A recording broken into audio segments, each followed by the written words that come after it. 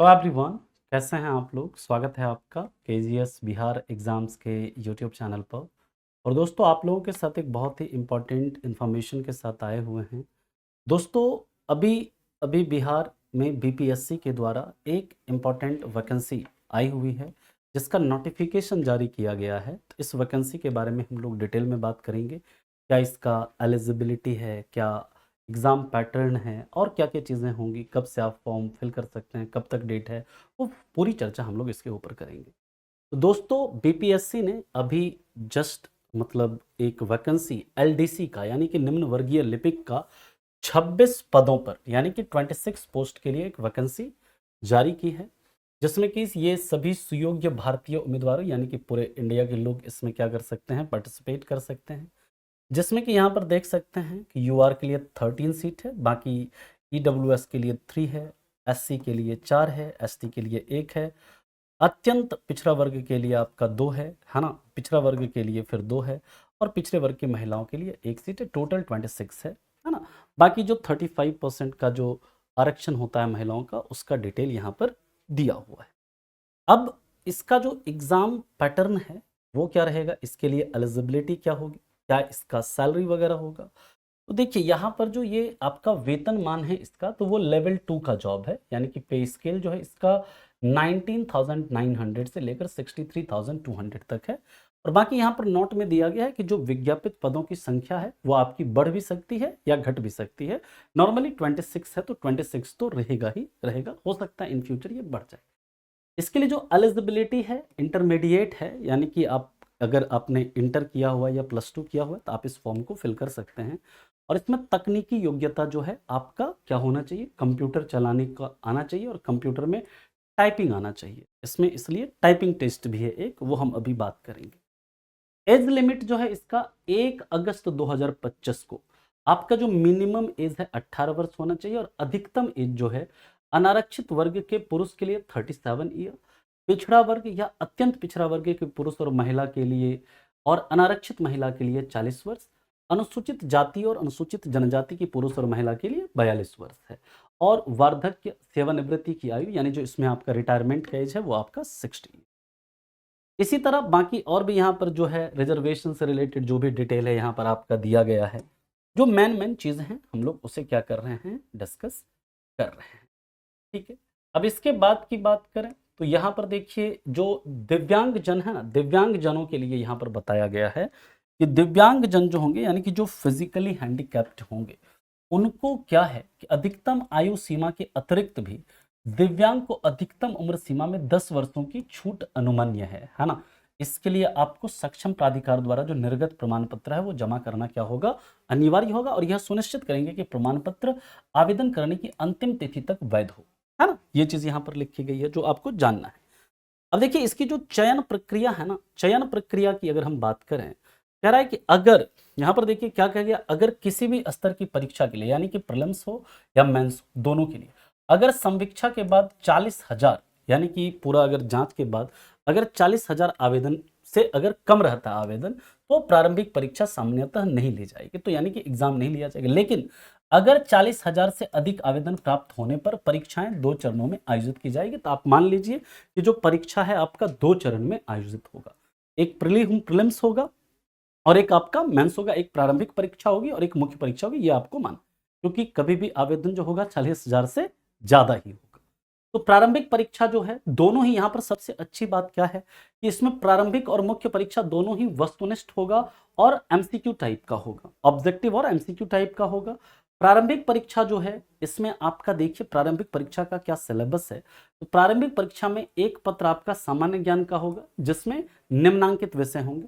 प्रारंभिक परीक्षा में एक ही आपका जनरल नॉलेज का पेपर होगा जिसमें कि जीएस के 50 क्वेश्चन होंगे। जीएस का सिलेबस क्या है अभी आपको बताएंगे।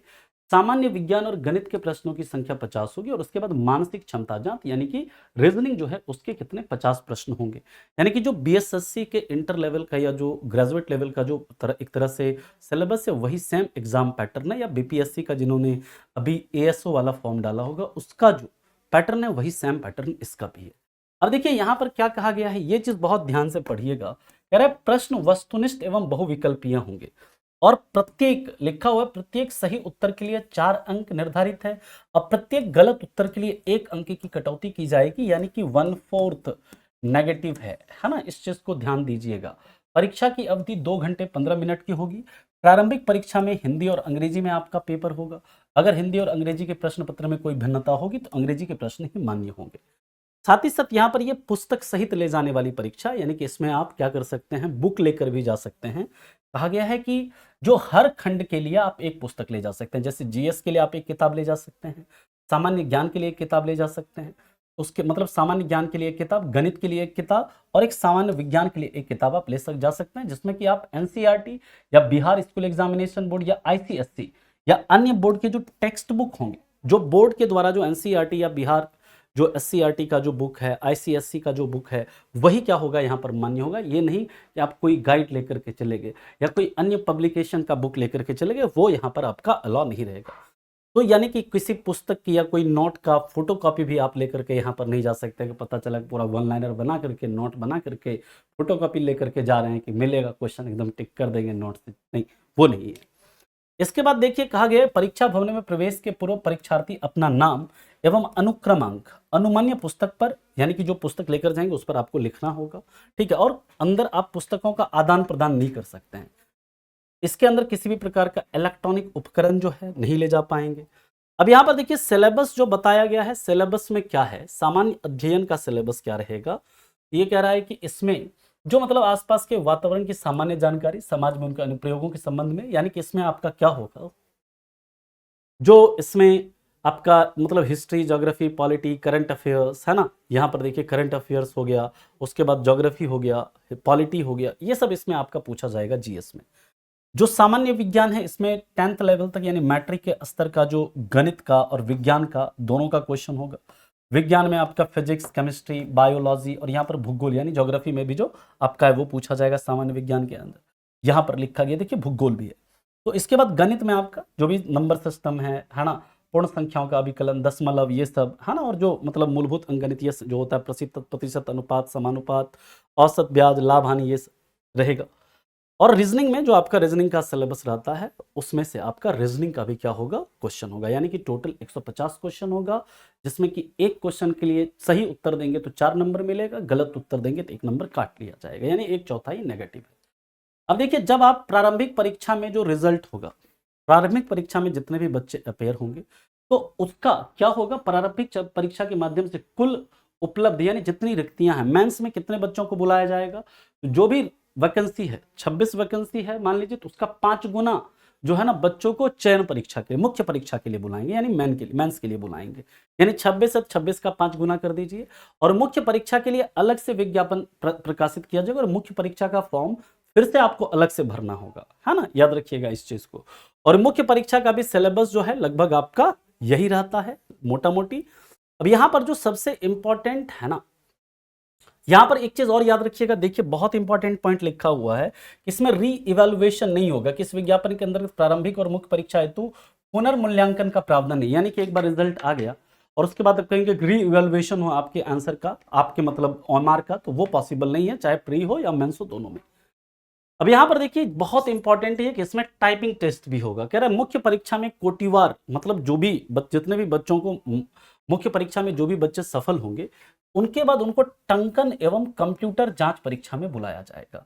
अब यहां पर देखिए जो आपका टाइपिंग टेस्ट होगा, यहां पर टाइपिंग टेस्ट जो होगा किसी शब्द वर्ड को टंकित कर देने के पश्चात, यहां पर ये बहुत इंपॉर्टेंट पॉइंट है, याद रखिएगा, एक बार जब आप टाइपिंग किसी वर्ड को टाइप कर देंगे तो उसको डिलीट नहीं कर सकते हैं या बैक स्पेस की का हेल्प नहीं ले सकते हैं, क्योंकि ये दोनों की जो है ना वो आपका डीएक्टिवेट रहेगा, यानी कि वो लॉक रहेगा, वो काम नहीं करेगा।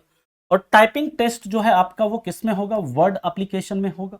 और साथ ही साथ हिंदी टाइपिंग के लिए कीबोर्ड लेआउट जो होगा वो रेमिंगटन गेल रहेगा और फॉन्ट जो होगा आपका मंगल होगा। तो ये प्रॉपर डिटेल में दिया हुआ है, आप इसी पर अगर टाइपिंग की प्रैक्टिस करेंगे तो आप इसी रेमिंगटन गेल और मंगल फॉन्ट में करेंगे, ठीक है। और ये कहां पर करिएगा, एमएस वर्ड एप्लीकेशन पर ही आप टाइपिंग का प्रैक्टिस करिएगा। अब यहां पर देखिए इसमें टाइपिंग में कितना वर्ड चाहिए आपका, कह रहा है लिखित परीक्षा के आधार पर तैयार की गई मेधा सूची के अनुसार उत्तीर्ण उम्मीदवारों को इसमें उपस्थित होना होगा। और यहां पर कह रहा है कि टाइपिंग टेस्ट के अंदर देखिए कि आपका जो क्या होना चाहिए स्पीड टाइपिंग का, तो टंकन यंत्र या कंप्यूटर पर उम्मीदवारों को हिंदी में 30 शब्द प्रति मिनट की गति से, यानी कि 30 वर्ड पर मिनट की स्पीड से आपको कितना 300 शब्द टाइप करना होगा। कितने समय में? 10 मिनट में, यानी कि 10 मिनट का समय रहेगा, उसमें आपको 300 शब्द टाइप करना है, यानी कि 30 वर्ड पर मिनट का आपका स्पीड होना चाहिए। साथ ही साथ सर एरर कितना हो सकता है? इसमें उत्तीर्णता प्राप्त करने के लिए 1.5% से अधिक गलतियां नहीं होनी चाहिए, यानी कि एरर जो है इसमें 1.5% से ज्यादा नहीं होना चाहिए, अन्यथा आपको इनएलिजिबल कर दिया, अयोग्य करार कर दिया जाएगा। और इसके बाद फिर मेधा सूची के आधार पर फिर इसके बाद आपका फाइनल क्या होगा? मेधा सूची तैयार की जाएगी। लिखित परीक्षा के कुल प्राप्तांक समान होने की स्थिति में, याद रखिएगा, अगर आपका टाइपिंग टेस्ट में आप पास हो जाते हैं, लेकिन लिखित परीक्षा में अगर आपका 2 कैंडिडेट है, उसका मान लीजिए बराबर नंबर है, तो जन्म तिथि के आधार पर जो ज्यादा उम्र वाला कैंडिडेट होगा ना, उसको क्या होगा? सेलेक्ट किया जाएगा। ठीक है। अब इसके बाद दूसरा ये भी कह रहा है, देखिए कि अगर जन्म तिथि समान होने पर जिस उम्मीदवार का नाम देवनागरी लिपि में वर्णमाला के अनुसार पहले आता है, यानी कि मान लीजिए किसी का डेट ऑफ बर्थ भी समान है और नंबर भी समान है, उसमें हिंदी वर्णमाला के अनुसार देवनागरी लिपि में जिसका नाम सबसे पहले, जो जैसे मान लीजिए आ से जिसका नाम पहले आता है, या आ ई ऐसे, का से खा से, जिसका सब हिंदी मतलब देवनागरी लिपि में वर्णमाला के अनुसार जो पहले आता है, उसे क्या किया जाएगा? मेधा क्रम में ऊपर रखा जाएगा और इसी आधार पर अंतिम मेधा सूची तैयार की जाएगी। बाकी आरक्षण के बारे में आपको बता दिया। अनुसूचित जाति और अनुसूचित जनजाति के उम्मीदवारों को यह प्रमाण पत्र देना होगा, जाति प्रमाण पत्र और अस्थायी निवास या मूल निवास प्रमाण पत्र देना होगा। ठीक है। पिछड़ा वर्ग और अत्यंत पिछड़ा वर्ग के कैंडिडेट को क्रीमी लेयर रहित प्रमाण पत्र जमा करना अनिवार्य होगा। ठीक है।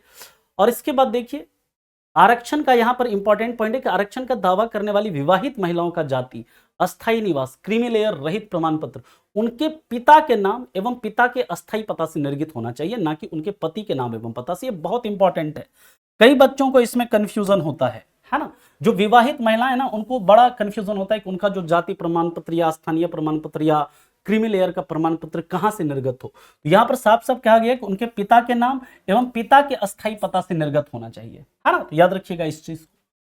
अब इसके आगे की बात करते हैं।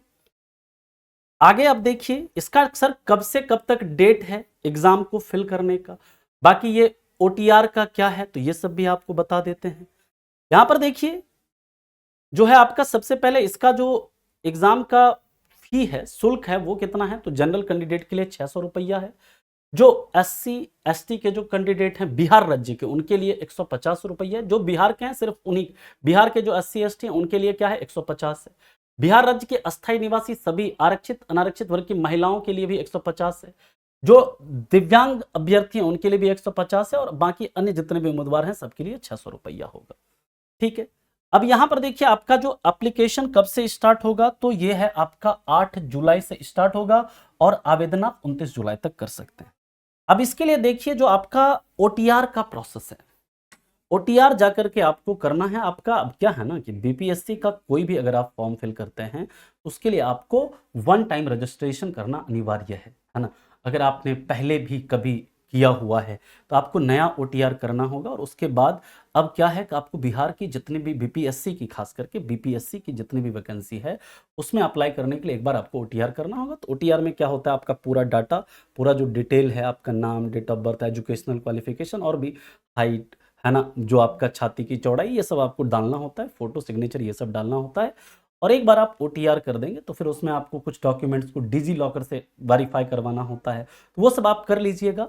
और उसके बाद ओटीआर का पूरा प्रोसेस अगर जानना है ना, कैसे ओटीआर करना है, तो इस चैनल पे ओटीआर के प्रोसेस का एक वीडियो दिया हुआ है, उसे जाकर के देख लीजिएगा। और ओटीआर के बाद आपको अप्लाई करना, जैसे ओटीआर करेंगे तो उसके बाद आप वहां पर जाकर के वैकेंसी सेलेक्ट कर लीजिएगा, कुछ डिटेल आपको फिल करना है, उसके बाद फॉर्म को मतलब क्या करना है, सबमिट करके फी जो है एप्लीकेशन फी पे कर दीजिएगा, आपका फॉर्म क्या हो जाएगा, सबमिट हो जाएगा, है ना। तो ये पूरा प्रोसेस है। जैसे भी जो भी बच्चे खास करके बीएसएससी के लिए तैयारी कर रहे हैं, बीएसएससी ग्रेजुएट लेवल का तैयारी कर रहे हैं, जिन्होंने बीपीएससी एएसओ का फॉर्म भी डाला हुआ है, सिलेबस चूंकि सेम है, आप इस फॉर्म को भी क्या कर दीजिए, अप्लाई कर दीजिए। और अगर आप टाइपिंग करते हैं तो टाइपिंग की प्रैक्टिस आप लोग करना शुरू कर दीजिए, है ना। तो ये बहुत ही इंपॉर्टेंट एक न्यूज़ था। तो फटाफट आप लोग जैसे ही डेट स्टार्ट होता है तो उसके लिए आप लोग फॉर्म को क्या कर देंगे, अप्लाई कर देंगे। ठीक है। तो मिलते हैं फिर आपसे ऐसे ही किसी अन्य इन्फॉर्मेशन के साथ। तब तक के लिए आप लोगों का धन्यवाद। Thank you so much, bye bye and take care.